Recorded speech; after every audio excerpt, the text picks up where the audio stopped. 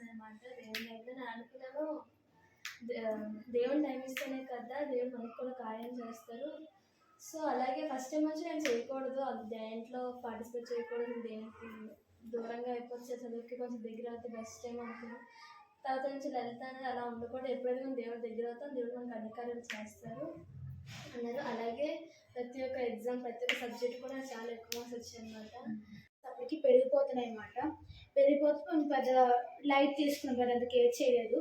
కాకపోతే ఈరోజు సడన్గా కాలేజ్ హాలిడే సెలవు ఇచ్చారు. ఎందుకని చూస్తే మాకు సార్ అప్పుడు చనిపోయారంట కోవిడ్ ద్వారా. కానీ అప్పుడు ఆశ్చర్యం అనిపించింది, అతను మాతోనే ఉన్నారు, 3 రోజులు 5 రోజులు మాతోనే కలిసి ఉన్నారు, క్లాసులు చెప్తున్నారు. అలా అతను సడన్గా అతనికి వచ్చినా కూడా ఎంతమంది 100 మంది మేము ఉన్నాం స్టూడెంట్స్. కానీ దేవుడు మమ్మల్ని ఫస్ట్ బెంచ్ నాది, అలాంటిది దేవుడు ఎటువంటి అపాయం కూడా నాకు రానివ్వలేదు. అది ఎంతమంది